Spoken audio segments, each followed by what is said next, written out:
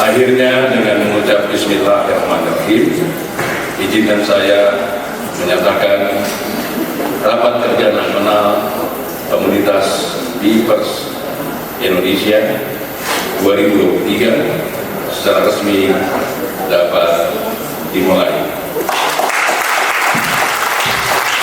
Terima kasih. Wassalamualaikum warahmatullahi wabarakatuh.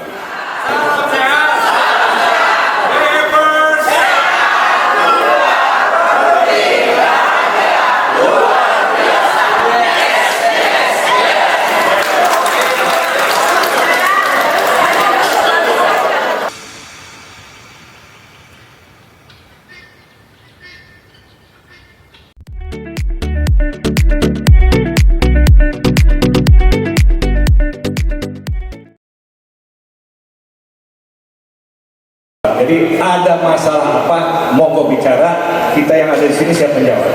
Itu aja. Contoh misalnya di WA group selalu ada pokoknya Pak Bagus berdiri. Tidak, saya tentara. Beliau mengajar di TNI, di Mabes AL, Mabes AD, Mabes AU, Mabes TNI. Beliau bapak-bapak cukup duduk. Itu tentara yang disuruh. Bayangkan kita yang merasa hebat, kuat tentara, cukup duduk. Kalau yang mau berdiri, mau silakan ya. Beliau kasih contoh, silakan. Tapi beliau menyarankan duduk. Tapi ada teman-teman pelatih yang pokoknya bener tuh berdiri, yang duduk tuh apa istilahnya ya? Orang apa gitu? Kayak lemah, lumpuh. Pokoknya kayaknya orang loyo. Siapa bilang? Kita bisa adu kok, ayo mau pakai apa gitu kan. Jangan disangka bahwa orang-orang pelatih-pelatih ini bodoh-bodoh semua. Saya tahu di sini ada pakar-pakar. Jadi artinya kepedoman kita yang diajarkan oleh Pak Hadiaga mengobati diri sendiri, bukan mecahin botol, bukan mecahin kaca, muncul kaca atau apapun gitu. Kalau mecahin botol hanya untuk mengingatkan kepada para pelatih, oh ternyata benar, begitu kita nahan nafas sekian kali dipukulkan ke botol, ternyata botolnya pecah. Itu hanya untuk memberikan keyakinan saja, bukan tiap latihan ayo mecahin botol, mecahin ini, bukan. Yang harus dibahas bagaimana menyembuhkan penyakit. Ada berapa waktu lamanya, gitu kan? Saya kasih contoh, salah satu pelatih dari BNP yang ada zamannya Pak Herbas dari Telkomsel. Dia teman SMA saya, sudah dinyatakan oleh dokter kanker stadium 4. Apa yang dilakukan oleh Pak Guru Besar kita, Pak Hadiaga? Kamu latihan pagi, sore, malam. Pagi, sore, malam. Masing-masing 30 seri. Setelah 1 bulan, walaupun kemo dia tetap jalan, dokternya kebingungan. Kenapa si ibu ini yang dinyatakan kanker stadium 4, kok data-data medisnya menunjukkan perbaikan? Akhirnya dokter memutuskan setelah 1 bulan, beliau sudah tidak lagi sakit kanker. Itu yang harus kita bahas seperti itu, sehingga bangkitkan keyakinan. Bukan, oh kamu pelatih jelek, kamu tuh begini. Bukan.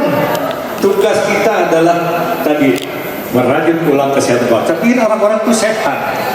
Itulah kurang lebih gambaran salah satu contoh. Mangga yang mau kita buka, silakan Bu.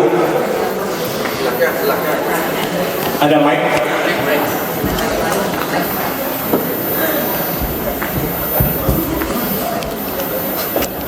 Assalamualaikum warahmatullahi wabarakatuh.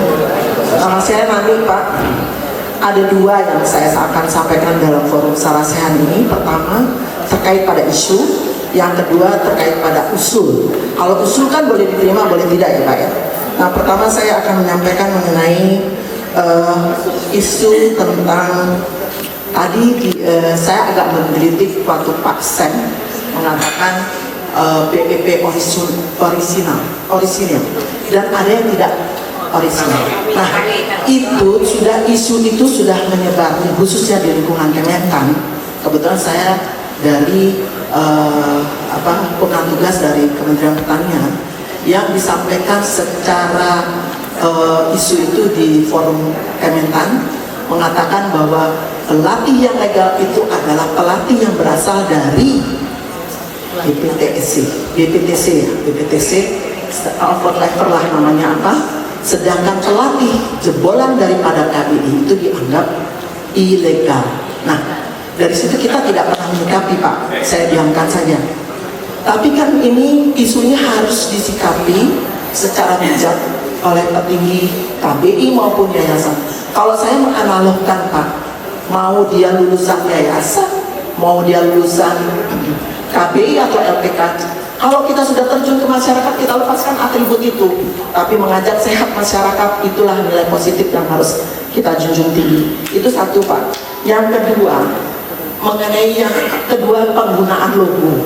Nah, masing-masing rumah sehat ada yang menggunakan logo BEP, kemudian ada yang menggunakan logo KBI, kanan kiri namanya. Ini pernah saya di Rumah Sehat Peternakan dan Keswan pada tahun 2021 saya membuat presentasi dengan paparan PowerPoint, itu ada logo KBI, ada logo BEP. Nah itu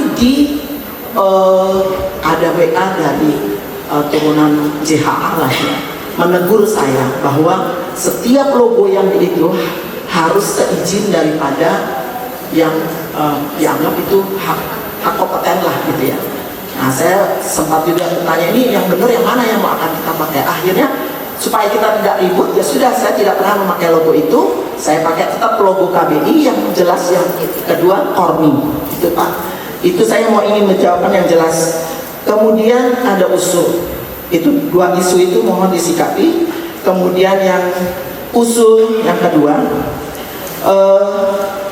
diperlukan satu syarat khusus untuk calon pelatih ya, agar rumah sehat tidak asal memberi rekomendasi kepada yang belum mampu menjadi pelatih. Yang kedua, untuk menjadi pemandu di tiap rumah sehat diperlukan pendalaman oleh pelatih terhadap pemandu. Yang ketiga, perlu dilakukan pertemuan para pelatih untuk mengupdate info dan perkembangan rumah sehat di masing-masing daerah. Dan terakhir, karena semakin banyak tumbuh KBI dan rumah sehat di BEP di beberapa daerah, perlu dilakukan pertemuan hybrid untuk memberi kesempatan pengurus KBI dan rumah sehat BEP untuk ikut secara sehat dan raker BEP. Terima kasih. Wassalamualaikum warahmatullahi wabarakatuh. Waalaikumsalam warahmatullahi wabarakatuh. Pertanyaannya dua, tapi ternyata panjang juga, banyak juga. Ini 1, 2, 3, 4, ternyata banyak. Usul Pak. Karena ada urusan organisasi, monggo Bu Adi yang bagian menjawab. Terima kasih. Assalamualaikum warahmatullahi wabarakatuh. Saya singkat saja. Kalau TOT itu kan seperti sekolah ya. Jadi ada sekolah, satu sekolah BPTC, satu lagi sekolah LTK BEP Center of Excellence, ya kan? Setiap sekolah itu ada legalitasnya, ada kurikulumnya, ada persyaratan-persyaratan pemerintah yang harus kita patuhi. Pada yang bertanya, kita dibilang ilegal atau legal, kalau kita sebagai orang yang berpendidikan, ya suruh yang menuduh yang membuktikan. Kalau mereka nggak bisa membuktikan, ya kita bagaimana mau melayani orang yang seperti itu, akan sampai sendiri. Memang di masyarakat harus dijelaskan, tapi secara logika dari sisi hierarki kepemerintahan itu kan kita bisa ngurut. Ada pemerintah, kementerian, koordinatornya itu Kemenko PMK, di bawahnya Kemenko PMK itu ada Kemenpora, di bawahnya Kemenpora itu ada KONI, ada KORMI, ada lagi yang olahraga pendidikan ya Bu Linda ya. Kan ada hierarki dalam kepemerintahan. Di dalam KORMI ada anggota, salah satunya KBI. Apabila KBI legitimasi seorang pelatih itu harus memenuhi kaidah-kaidah yang ditetapkan oleh jalurnya kita. Itu loh, jalurnya kita itu orientasinya ke pemerintah. Nah kalau yang ada orientasinya ke yang tempat lain ya biarkan saja.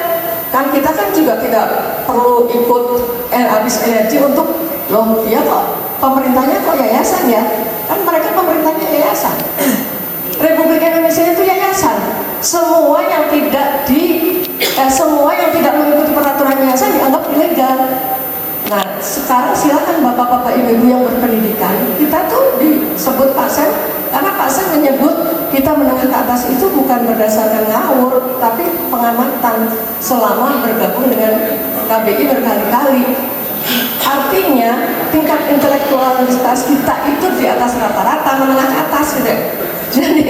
Jadi alangkah sebetulnya mudahnya kalau orang yang berpikirnya sehat dan waras ya, akal sehat lah istilahnya, ya silakan berpikir sendiri gitu ya. Jadi legalitas Bu, kita itu bergerak berdasarkan legalitas.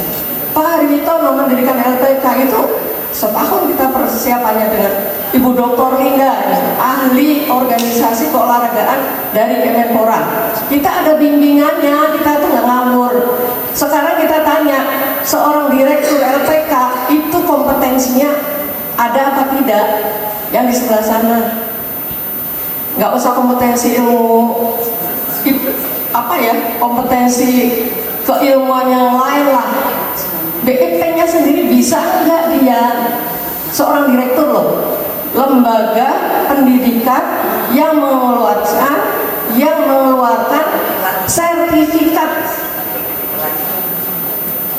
sertifikat loh, itu ada legalitasnya. Kemudian dia punya kompetensi apa tidak? Mari silakan diuji, kita tantang, diuji. Bukan berarti kalau cucunya saya itu harus ahli fisika. Terus dia kalau ada ahli fisika murid saya mengajarkan ilmu fisika, dia protes. Oh aku cucunya kok kamu yang bikin buku, kok kamu yang ngajar fisika? Lah dia nggak sekolah fisika kok. Ya jadi gitu ya, logika saja. Kita itu menjelaskan kepada hampir mayoritas kita itu berpendidikan tinggi, alhamdulillah. Jadi KBI ini berkembang di lingkungan yang menengah ke atas dari sisi intelektualitas. Jadi itu ya Bu ya.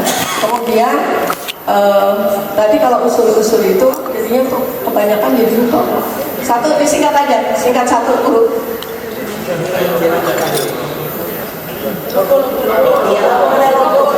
Oh oke. Kalau logo saya bisa jelaskan. Logo itu kita harus akui. Logo segitiga itu memiliki hak merek. Jadi ahli waris memiliki hak. Apabila kita akan menggunakan sebagai logo untuk tujuan komersial, misalnya kita TOT itu kan membayar ya, ada komersialisasi.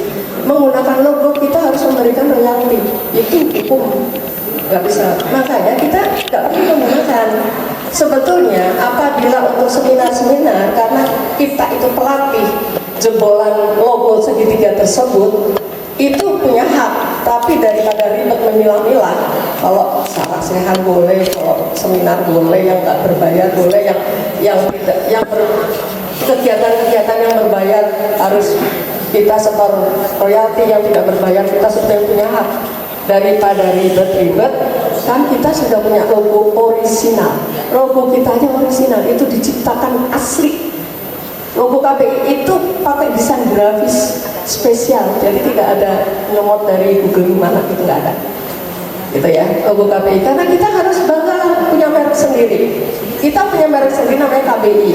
BEP-nya itu memang logo segitiga. Itu ada artinya ya. Itu kan Pak Hari Angga. Sebagai BIPers kita mengakui itu ada, tapi untuk penggunaan kegiatan lebih mudah bagi kita untuk menghindarkan untuk memakainya.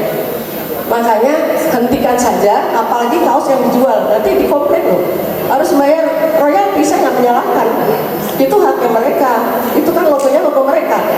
Jadi ya kita kalau salah juga harus ngaku salah. Jadi bapak-bapak, ibu-ibu yang memproduksi kaos yang logo segitiga harap dikumpulkan lagi, dihitung, ditanyakan kepada ahli waris jelas saya harus membayar itu ya yang sudah terlanjur. Tapi kalau untuk menghindarkan itu, untuk selanjutnya mau pakai terus silakan, tapi harus bayar. Saya sarankan ya, jangan nggak bayar. Kalau pakai KBI kita ada peraturannya sendiri untuk rumah sehat bebas, tapi kalau seragam nasional KBI itu hanya satu produsennya di Bandung, sudah ditetapkan seperti itu. Jadi di Bandung, tapi KBI Bandung ya maksudnya ya. Jadi itu produsennya seperti itu. Itu yang pertanyaan dua ya, jawab ya. Jadi hak merek harus dihargai. Kalau Itu ahli waris punya hak untuk mendapatkan royalti. Kalau untuk seragam atau kaos kita sudah bayar royalti, Bu. Ini yang saya maksud kalau kita labber kan itu kan ada. Makanya tadi Bu, daripada kita memilah-milah, kalau langsung nggak bayar, yang kaos bayar, kan daripada di komplek yang memiliki itu nggak ikhlas udah aja.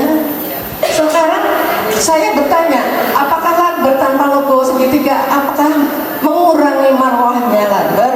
Apakah mengurangi BIPers yang hadir? Apakah mengurangi manfaat dari BIP itu sendiri? Tidak kan? Ya sudah.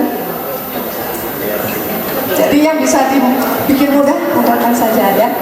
Tapi kalau memakai, tapi kalau seminar-seminar masih ngotot ingin pakai, silakan langsung bertanya kepada yang memiliki logo. Tapi saya ingatkan, logo itu punya hak merek, mereka punya hak. Jadi kalau yang memiliki logo mau dipakai nggak ikhlas ya kita harus terima gitu. Tapi buat saya lebih mudah tanpa menggunakan logo. Nah yang usulnya itu tadi sebentar disebut satu pendek-pendek. Perlu syarat khusus untuk calon pelatih agar rumah sehat tidak asal membentuk. Itu Pak itu Ya. mungkin ada sesuatu yang itu LPK ya. Ada nggak yang pertanyaan yang bukan LPK? Untuk ya ini LPK semua. Oke, terima kasih Pak Iwan.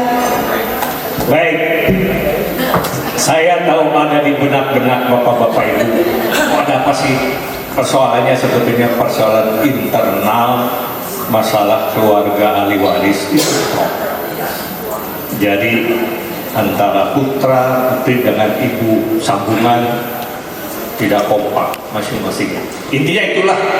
Nah, kita mengambil jalan tengah KBI. Satu yang harus diingat, tadi saya dari pidato pada pembukaan bahwa para pelatih yang ditandatangani langsung oleh Pak Hari Mangga sah secara hukum pakai apapun termasuk logo. Ingat itu, sah secara hukum. Cuma kita tidak mau ribut karena dari sana mana itu? Saya nggak menyebut UUD, hanya itu kaos gitu. Selama ini masih bagus Bu Asnel itu kalau pesan selalu ke sana. Selama ini artinya ada uang masuk ke sana, gitu kan. Nah, kita nggak mau ribut, akhirnya logonya BP-nya kita cabut, kita pakai KB. Sebetulnya secara hukum sah. Karena tanda tangannya langsung Pak Hari. Saya ini pernah jadi pelatih di militer, latihan trader. Begitu sudah latih, maka semua lambang kualifikasi boleh dipakai karena sudah ditandatangani oleh Kepala Staf Angkatan Darat. Sama ini juga, Pak Hari tanda tangan pelatih terutama yang 1 sampai 5.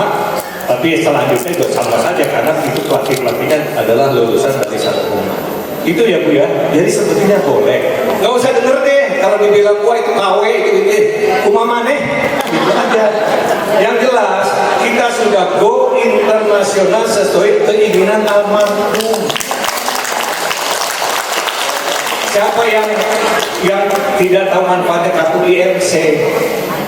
Mau sekarang naik bis, mau naik apa tuh? Keren, seperti ini jalan. Saya kesini pakai tolnya, pakai kartu IMC. Coba sekarang pakai kartu yang di sana. Dibawa aja menuhi tempat, gitu kan? Tapi karena berpikirnya lain, kita biarkan saja dulu. Saya secara perlahan sedang melakukan pendekatan dengan keluarga dari sana. Coba, ayo ini sudah go internasional. Kok masih saja mikirnya di tempat daerah. Jadi itu ya Bu ya. Kemudian kita ada rencana memang ke para pelatih nanti berkumpulnya nggak bahas-bahas seperti ini. Itu memang kita sudah dibahas kemarin kita dalam rapat. Nanti itu usulannya dari Pak Herbas, kita rapat semua. Jadi apapun masalahnya kita bahas itu. Kemudian saya serahkan kepada Pak Hari untuk tentang tadi persyaratan untuk sekolah itu. Terima kasih Pak Iwan. Ibu Nari, terima kasih. Ini pertanyaannya sebenarnya yang saya tunggu karena pada saat peserta pelatihan pelatih PIP ini kemudian persyaratannya tidak memenuhi, itu yang pusing saya. Sekarang sedang terjadi Pak Iwan. Dampaknya adalah stres para calon pelatih ini pada saat mengikuti UJT, pada job training, pada saat kita review gerakannya aja belum hafal, abah-abahnya belum hafal. Nah ini memang menjadi tugas kita bersama. Bahwa di satu sisi kita berbangga karena ada antusiasme untuk menjadi pelatih, sehingga pelatihan terakhir Pak Irbas ingat kan, ada 77 peserta, itu luar biasa. 77 peserta, tapi memang tanggung jawab kita bersama bagaimana ke-77-nya ini di awal Maret nanti bisa diinaugurasi. Nah ini tugas beratnya. Masih ada PR ya, para instruktur dan juga para pelatih pendamping bagaimana menggemblengnya. Terutama ini yang saya ingatkan, yang memberikan rekomendasi ya, itu bertanggung jawab penuh loh. Saya akan berusaha membinanya. Ini ibarat kawah Condro Timukowa. Ini sudah berjalan setengah jalan ya, tapi alhamdulillah Bu Adi, sebagian besar sudah selesai. Ya, jadi ada logbook yang kemarin ada secara spesial. Pak Zulkarnain mana? Pak Zul kirim dengan berbangga, kirim kepada saya, Pak saya sudah selesai UJT saya. Dikirimkanlah ke logbooknya, summary-nya. Dan ini menunjukkan bahwa ada antusiasme yang sangat besar bagaimana menjadi pelatih PP yang nantinya akan menunjang MUKP. Ya, jadi ini tugas kita bersama karena ada dua sisi yang dua-duanya penting. Ya. Yang pertama, peserta adalah BE-pers yang berkualitas supaya proses menjadi pelatihnya gampang, itu wajib. Tetapi di sisi lain saya nggak tega pada saat ada orang antusias ingin menjadi pelatih, ada rumah sehat yang menyadari butuh pelatih, itu satu hal yang lain lagi yang juga harus kita hargai. Sehingga tugas kita bersama untuk mewujudkan cita-cita ini menjadi terwujud sebuah lembaga yang, ingat loh, kalau OJT yang tahap ketiga ini, batch ketiga ini berhasil, kita akan memiliki 134 pelatih baru dalam 1 tahun Bu, luar biasa. Dan ini yang ada di ruangan ini yang bertanggung jawab semua. Jadi bukan saya sendiri, karena banyak rumah sehat yang melakukan kegiatan OJT ya, yang direview. Saya tidak selalu hadir di sana. Kita bagi tugas dan itu semua para pelatih ini bertanggung jawab untuk memberikan pilihan itu. Dan alhamdulillah hasilnya luar biasa. Kemudian ini juga tadi yang saran yang kedua, para pelatih ini kalau sudah dapat sertifikat itu tidak bisa dilepaskan gitu Pak Iwan, karena yang namanya pertemuan rutin yang tadi disebutkan, yang kalau nggak salah ada forum pelatih itu yang pernah eksis, itu harus dihidupkan kembali sehingga para pelatih itu tetap mendapatkan update terbaru mengenai ilmu ke-BIP-an. Nah ingat loh, ilmu ke-BIP-an ini nggak pernah berhenti karena based on medical science, dan medical science itu tidak pernah berhenti. Mana dokter ini? Ya dok, betul dok. Wah dokter ini. Ilmu kedokteran tidak pernah berhenti. Jadi kalau kita based on medical science kemudian berhenti seperti yang diajarkan almarhum Hari Jawari Angga, nah ilmu BIP ini nggak based on medical science, sudah kuno gitu kan. Nah ini dalam pertemuan berkala ini menjadi ajang bagaimana kita mengupdate satu sama lain. Terima kasih Pak Iwan. Terima kasih Pak Harwin. Ini kalau saya teruskan makan siangnya makin mundur. Saya lihat bolak-balik dilirik oleh Pak Kerbas, kapan saya memberikan kesimpulan. Tapi kalau saya berikan semua, waktunya habis semua. Jadi tadi dikasih waktu sampai jam setengah satu. Jadi kesimpulannya nanti Pak Herbas 10 menit. Bu Dini, apa yang mau disampaikan Bu? Mangga saya beri waktu. Terima kasih Pak Iwan telah memberikan waktu pada saya. Assalamualaikum warahmatullahi wabarakatuh.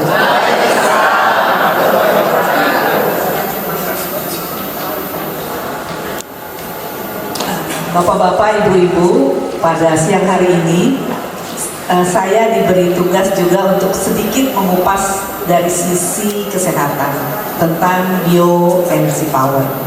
Nah, bioenergy power ini adalah kalau kita lihat kemampuan dari tubuh ibu-ibu, bapak-bapak dari sejak lahir maupun sampai usia sekarang itu diberi oleh Allah Subhanahu wa Ta'ala untuk bisa menyembuhkan dirinya sendiri. Itulah yang suka disebut oleh Bapak Hari Johari Anda almarhum, yaitu self healing. Nah, kenapa demikian?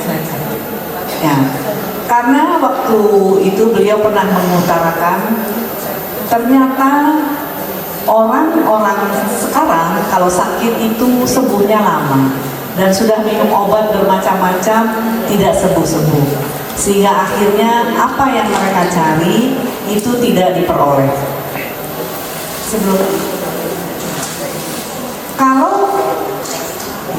Kalau kita lihat secara ilmu kedokteran yang berkembang sekarang di Amerika sejak tahun 2010, dengan di dalamnya ada suatu ilmu tentang functional medicine, yaitu ilmu untuk mengembalikan struktur sel tubuh kita ke arah yang sehat, bukan ke arah yang sakit. Jadi itulah yang akan dimiliki oleh bapak-bapak, ibu-ibu kalau nanti menggunakan suatu sistem yang baik dan bersahabat dengan sel-sel tubuhnya. Jadi ini adalah 14 hal yang bisa mengakibatkan suatu proses inflamasi dan oksidasi di dalam tubuh manusia sehingga menghasilkan suatu free radikal atau dikenal dengan radikal bebas. Kalau kita makan berlebihan, kalau kita makan kekurangan, kalau kita olahraga berlebihan atau olahraga kekurangan, dan juga hal-hal yang ada polusi di sekitar, baik dari air, udara, dan juga logam berat. Dan inilah yang banyak dianalisis oleh orang-orang sekarang, bahwa ada hal yang mengenai tubuh seseorang adalah logam berat, dan logam berat ini mengakibatkan seseorang mengalami suatu autoimun. Jadi tubuhnya tidak mengenal ini adalah berasal dari tubuhnya sendiri. Jadi disangka adalah benda asing. Dan kalau kita lihat juga stres, merokok, dan pola hidup yang tidak sehat itu juga akan menghasilkan free radikal. Kenapa disebut free radikal?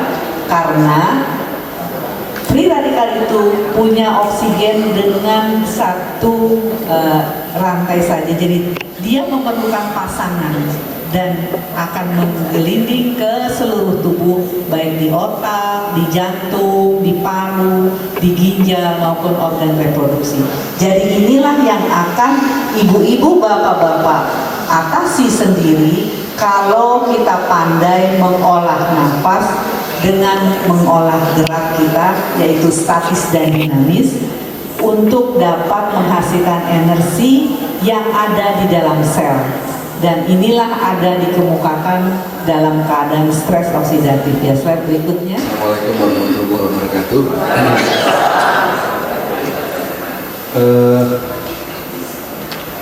Pak Arik, sudah dijawab semua kan? Sudah, tinggal disimpulkan aja. Ibu Deni sudah sudah ya? Semua. Berarti Pak Ayu sudah ya? Saya ada yang membayang di wajah Pak Yuwono nih. Kayaknya belum puas ya beliau. Tapi saya lempar ke floor ya. Masih ada pertanyaan nggak? Kalau nggak ada, selesai. Itu Pak Parti, monggo Pak. Mohon maaf Pak, kami mohon bisa usul saja bahwa sebentar lagi kita akan berlomba juga di Bandung. Nanti untuk lomba ini tentunya kita akan mengembangkan apa saja yang akan dilombakan. Untuk berdiri dan bersila itu belum punya kita SK seperti rumah power Pak. Nah, kalau ada jurinya agak enak, tapi kalau nggak ada nanti diprotes. Kok aku yang sudah seperti ini benar kok tidak menang. Ini mungkin perlu kita pikirkan bersama. Terima kasih Bapak. Terima kasih Pak Parti. Oke, jadi saya kembali ke kesimpulan. Saya ulang, bagi yang mencatat, ini saya nggak tahu. Satu, kesimpulannya adalah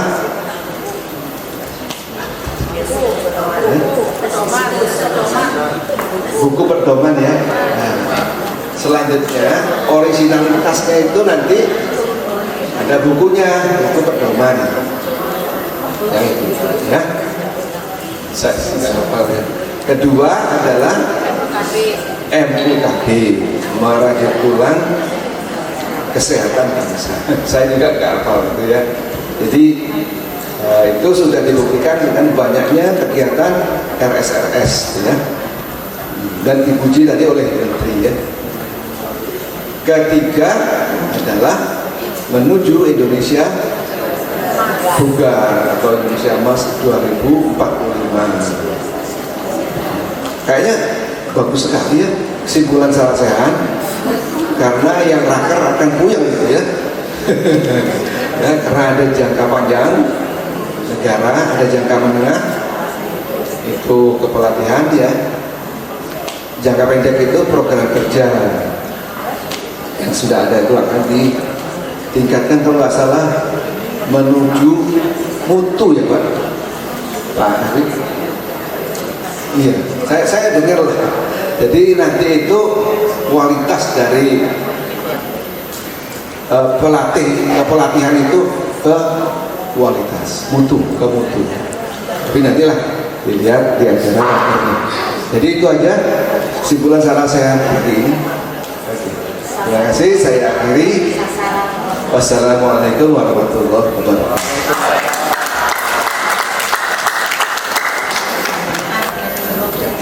Baik, mari kita tutup saja. Terima kasih Pak Herwas, karena di belakang kita itu makan siang sudah siap, maka Salah Sehat tempat ini dengan resmi saya nyatakan ditutup. Terima kasih. Wassalamualaikum warahmatullahi wabarakatuh.